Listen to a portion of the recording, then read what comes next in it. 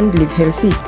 For more information, visit your nearest health center or call 311 to speak with a COVID-19 hotline operator.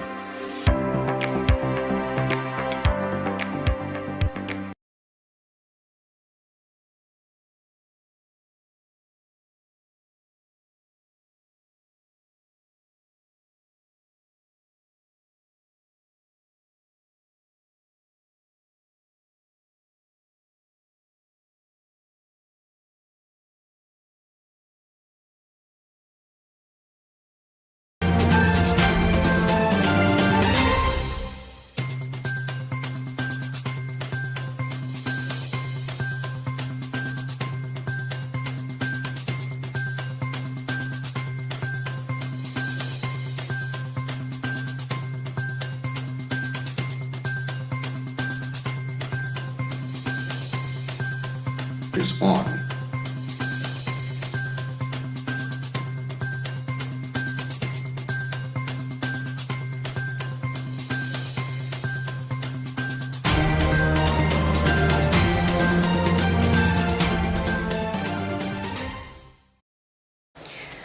Ladies and gentlemen, good afternoon, and good of you to join us for another National Emergency Operations Center NEOC COVID-19 briefing for today, Wednesday the 16th of February 2022.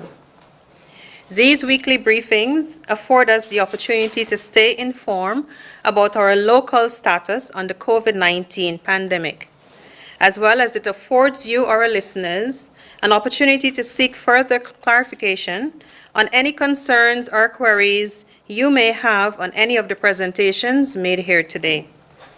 My name is Michelle Rodriguez, NEMA's Public Relations Officer, and I will be hosting in the absence of our regular host, Mr. Lesroy Williams, the Director of SKNIS. Ladies and gentlemen, please send your questions early to the number that is displayed across your screens so they can be put to the presenters before we conclude today's briefing.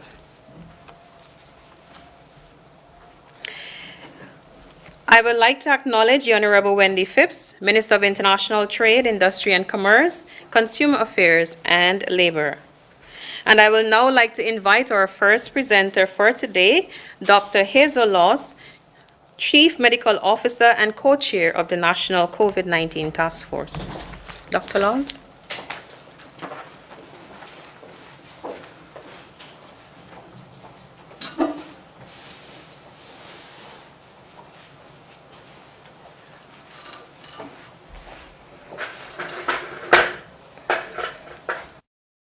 Thank you, Michelle, and pleasant good afternoon to everyone.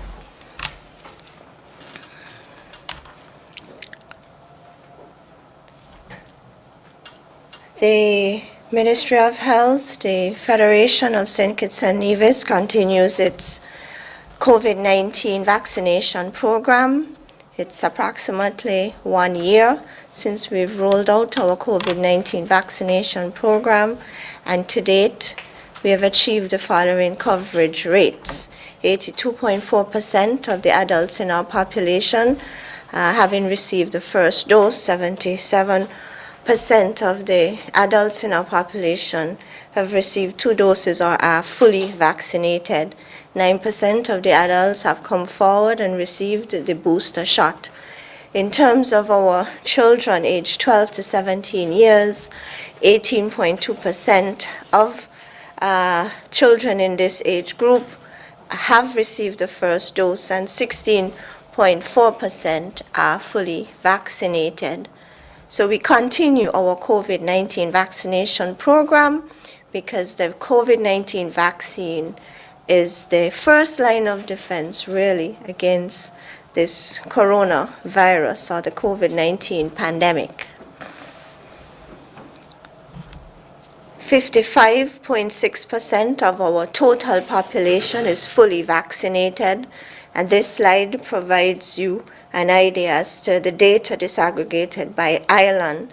So 77% of the adults in the Federation are fully vaxxed, 80.6% of the adults in St. Kitts are fully vaccinated. 67.5% of the adults in Nevis are fully vaccinated. And you see the corresponding numbers for the teenagers. Please note the new international or global target is to aim and cover 70% of the population with COVID-19 vaccines. And so all countries globally are trying to achieve this goal. We are well on our way in terms of our having almost 56% of the population already fully vaccinated. Just by way of information, the government of St. Kitts and Nevis over these past 2 days received the third tranche of the Pfizer-BioNTech vaccines from the United States government. So over these past 2 days, we received a total of 18,000 doses of the Pfizer-BioNTech vaccines, and we are expecting another batch of the AstraZeneca Oxford vaccines through the CARICOM Secretariat tomorrow, Thursday, and we expect 3,000 doses of the AstraZeneca Oxford vaccines tomorrow. Now, this shows data over this past week. So over this past week, 20 persons were added to our COVID-19 tally. They are newly diagnosed, as compared to 42 in the preceding week. In terms of the number of persons or cases recovered, we have had 12 this past week as compared to 208 in the preceding week. And so, ladies and gentlemen, we are almost at the end or out of this fourth wave or fourth outbreak of COVID-19 infections. Our numbers, meaning the newly diagnosed cases, are trending downwards. The numbers are declining, and we continue to see our cases recovering. This current wave, during this current wave, December, that's 2 months, almost 2 months, we've added 2,686 newly diagnosed cases within this past 2 months.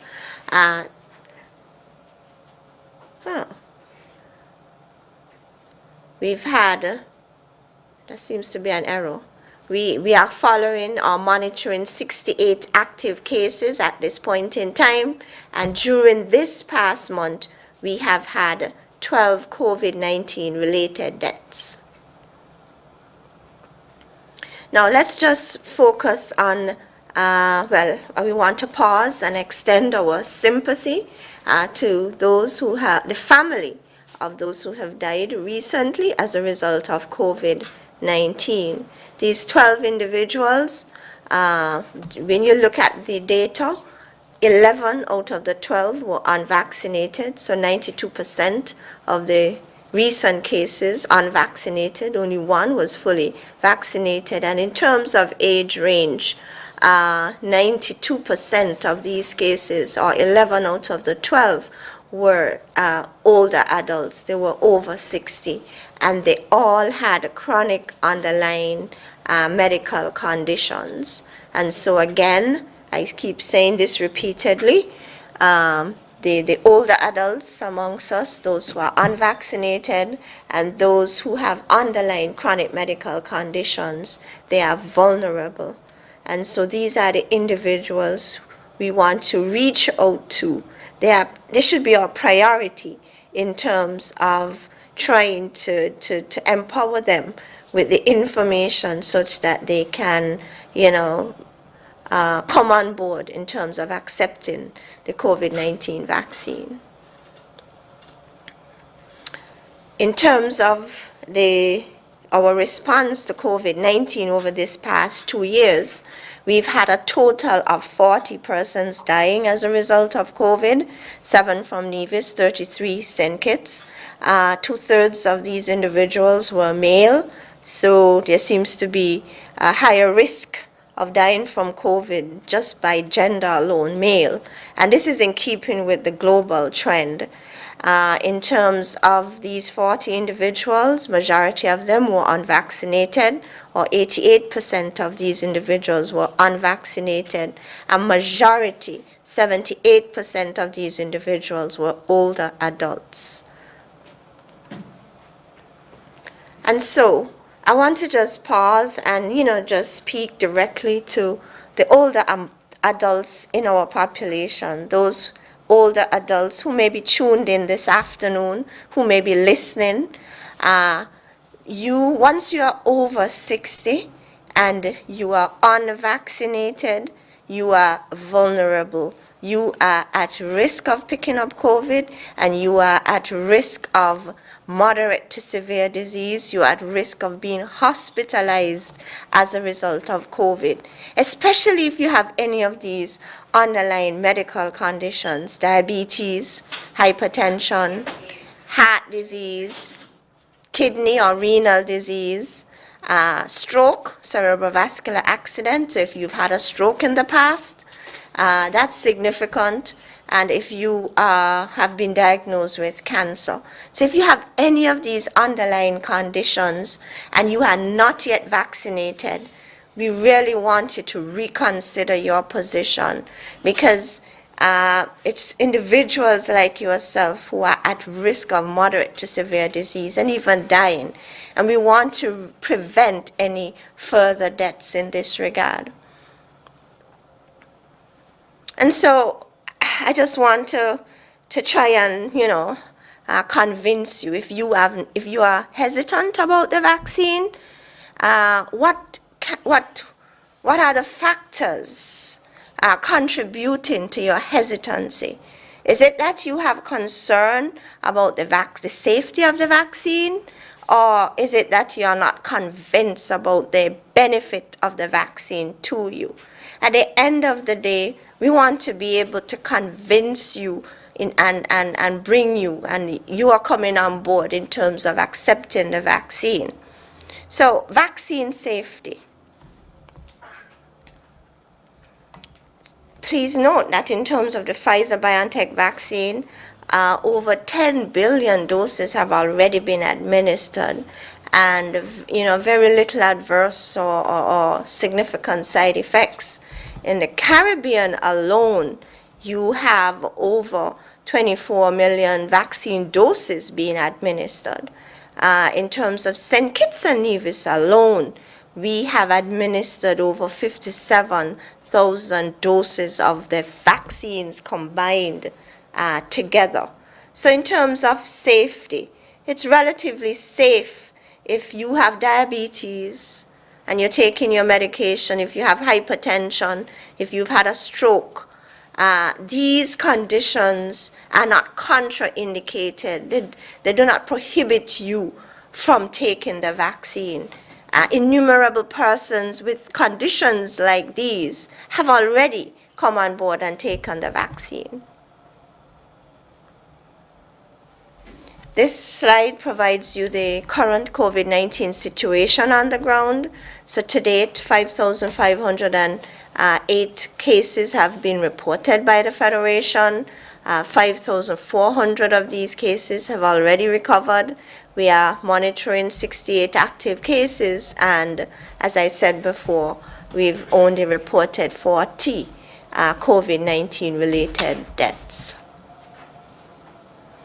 And then these are just a reminder about the COVID-19 preventive and protection measures. The vaccine provides you that layer of protection against COVID, even Omicron, which seems to be milder, but yet still the older adults are succumbing to it. So we want you to really rethink your position and accept the vaccine. The wearing of the face mask is very important.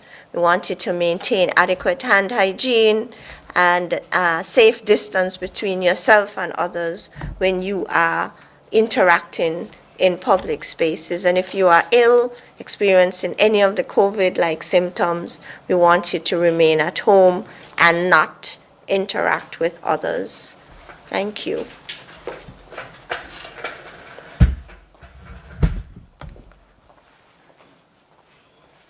Thank you, Dr. Laws, for your presentation. I will now like to invite Superintendent of Police, Mr. Cromwell Henry, for his presentation.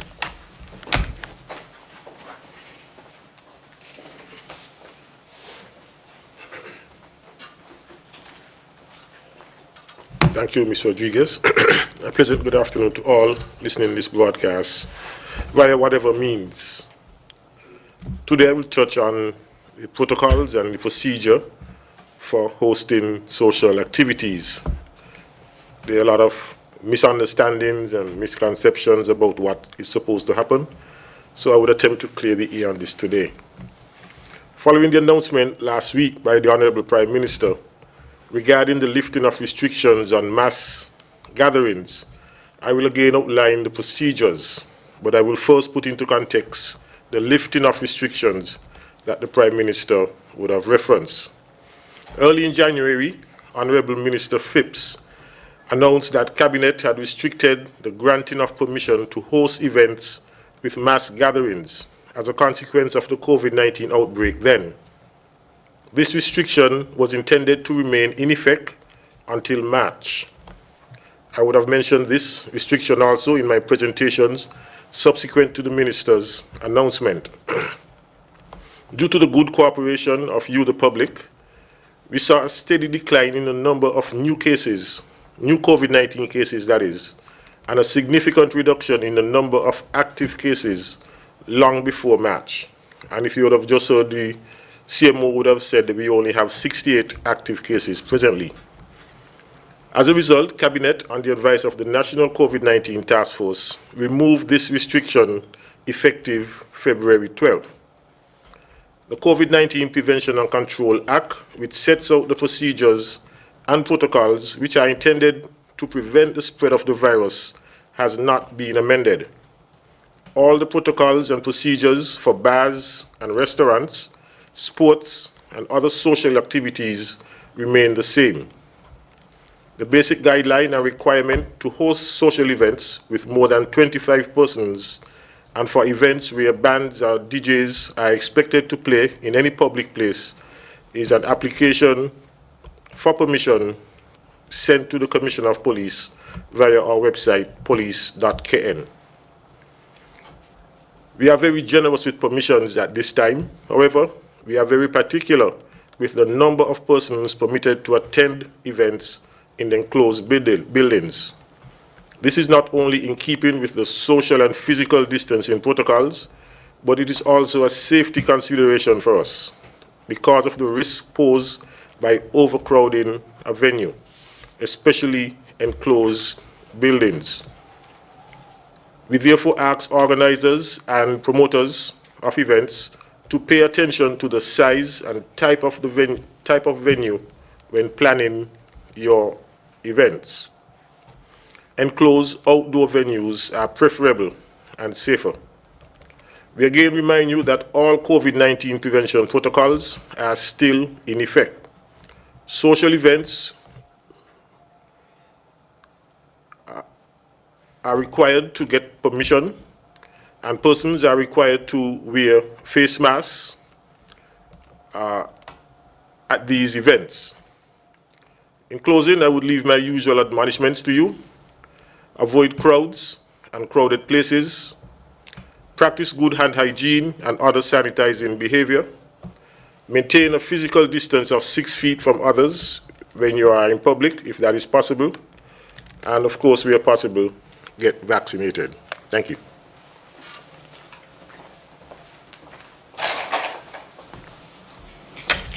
Thank you, Superintendent Henry. I will now invite Mr. Abdia Samuel, National Disaster Coordinator of NEMA and Chair of the National COVID-19 Task Force, to give us his presentation.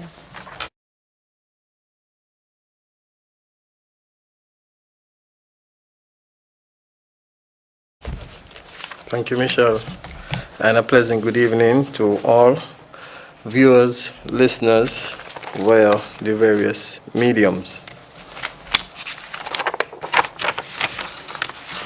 Today I want to bring some attention to a number of activities and actions that the task force has been engaged for the past week since we last engaged you last week, Wednesday.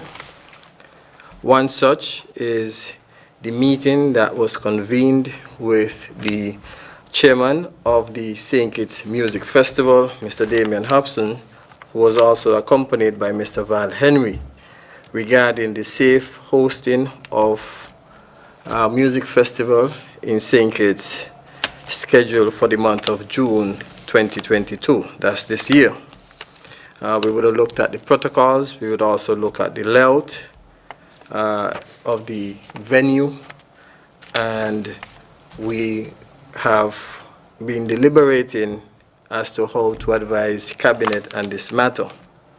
So to the general public at large, if we continue to do what we are doing in keeping these cases down, in keeping the country safe, there seems to be the potential for Music Festival to come back this year, since being away for the past 2 years.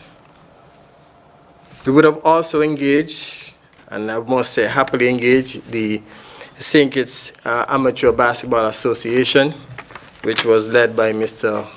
Glenn Jeffers and supported by Mr. Wendell Pemberton and Mr. James Barman Hanley.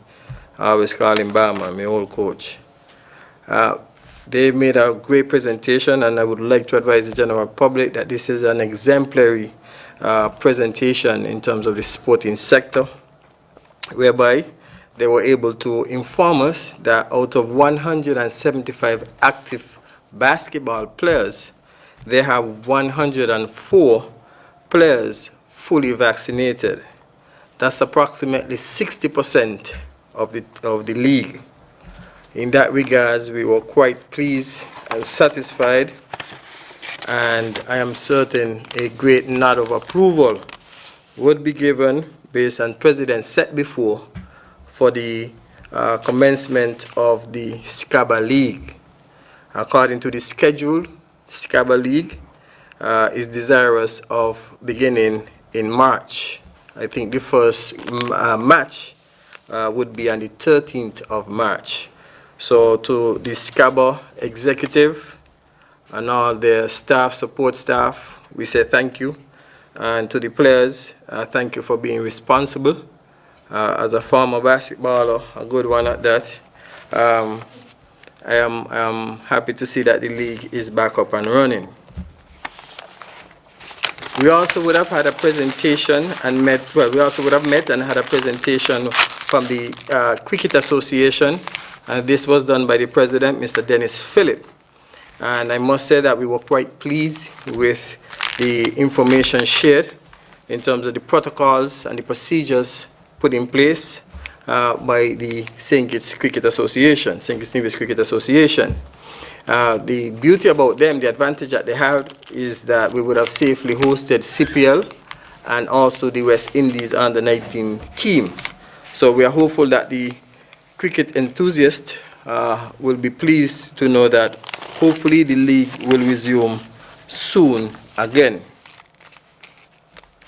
Just a while ago, would have had a nice conversation as well with the president of the St. Kitts Nevis Football Association, Mr. Tiba Harris, where we discussed finalizing the protocols for the resumption of the Senior Men's League. I know this has been a challenge, and we are rather mindful here at the National COVID-19 Task Force, and I am certain that the ministry itself, as well as the government, is also desirous of ensuring that this league commences in a safe manner. We are hopeful that by next Tuesday, when we meet with the executive of the SKNFA, we can finalize all the terms of agreement for the safe resumption of this league. So again, I want to commend the president himself for the hard work that he has been doing. For example, he has been doing his research, talking to his regional partners. I know he would have stated that he has been in dialogue with Anguilla and other islands in terms of what they have been doing for the safe resumption of football.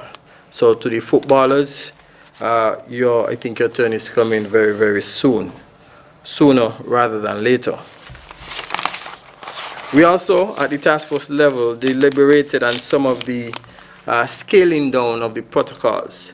And I'm happy Superintendent Henry would have brought some clarity because persons thought that when the Prime Minister would have made his presentation, it meant no more mask, it meant no more testing, no more application when coming into the country, etc. And the clarity is this was for social events, mass gatherings. However, in deliberations yesterday, we recognize that there are some other protocols that are put in place, or procedures, let me say, that are put in place that can be scaled down. Again, that can be scaled down. For example, the taking of temperatures, and 2, the recording of names. Again, we are going to leave that to your personal responsibility at the business level, at the personal level. If you want to continue taking temperature, that will be your responsibility. It's not a requirement at this time. If you want to continue recording names, that will be your choice, your responsibility. We think that that is not a requirement at this time. So taking temperature and the recording of names is something that we are recommending for persons to scale down on as well. Now, I have been receiving a lot of inquiries about, from taxi operators in particular, about the removal of the barriers. And this was tabled at our discussion as well.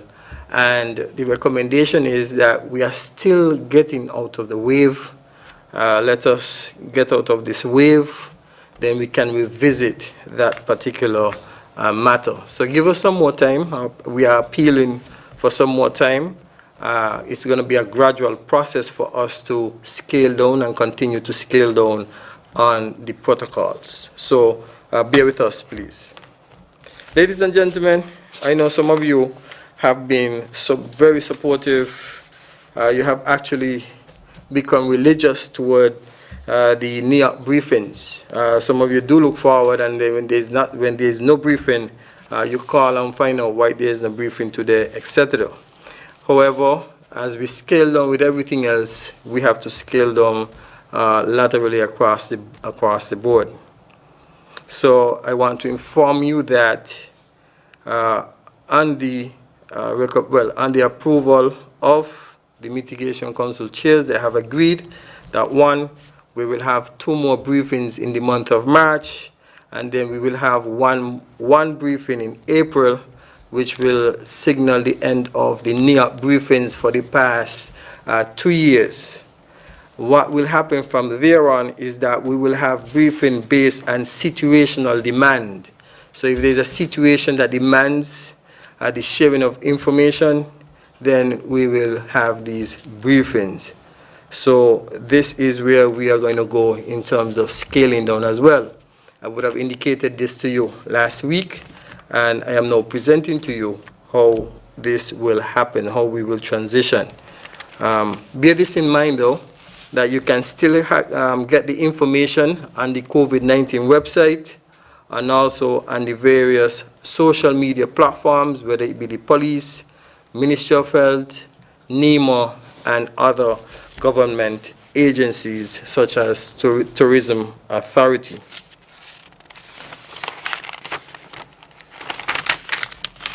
Let me just encourage you to continue to prepare. I know it's early, but it's never too early.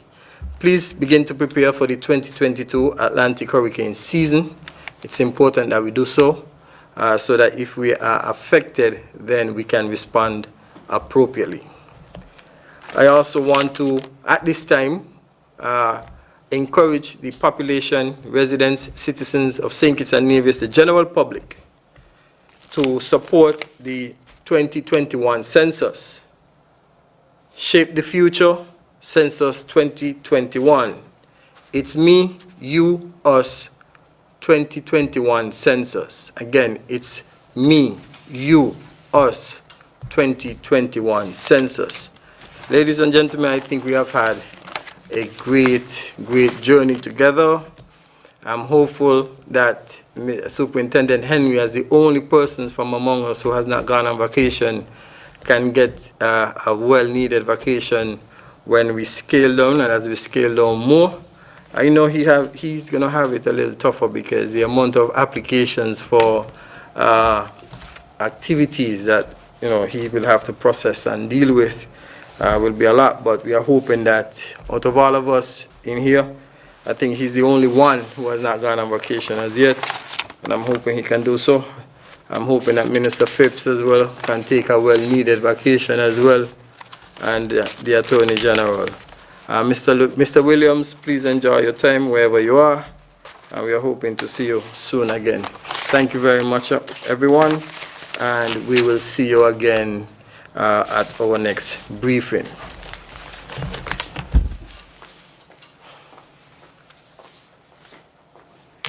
Thank you, Mr. Samuel. And we have now come to our question and answer segment. There are two questions that came in from Von Radio, and I will read them. It says, will the government be seeking more vaccines for the largest vaccinated group in the population, that is adults, when St. Kitts and Nevis transitions into an endemic stage later this year? And two, will the COVID-19 vaccines have to be paid for once the Federation transitions into endemic stage? Dr. Lodds?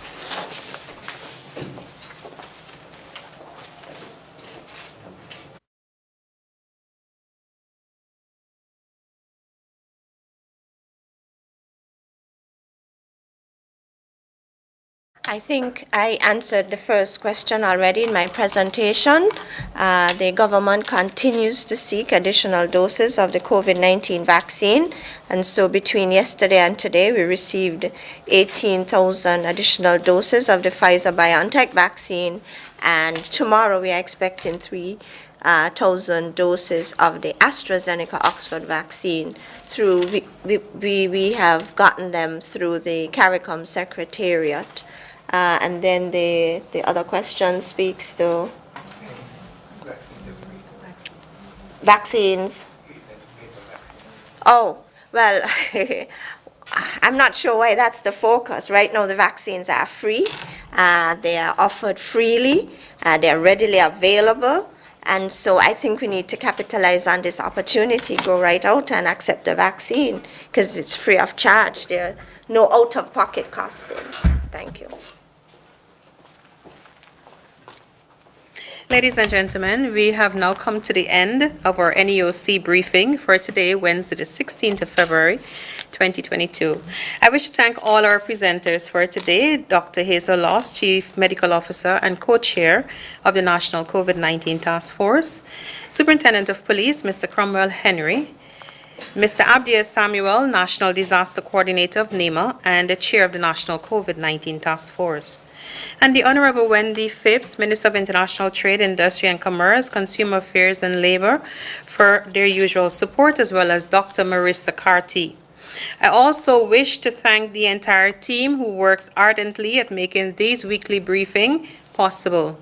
Mrs. Michelle Christmas Jacobs for signing during the briefing, the Open Interactive team for their continued services, the ZIZ technical team, especially AJ Evans, also our technical team, LeJean James, Mrs. Ophelia Blanchard, and the entire NEMA staff who worked behind the scenes to make these briefings possible.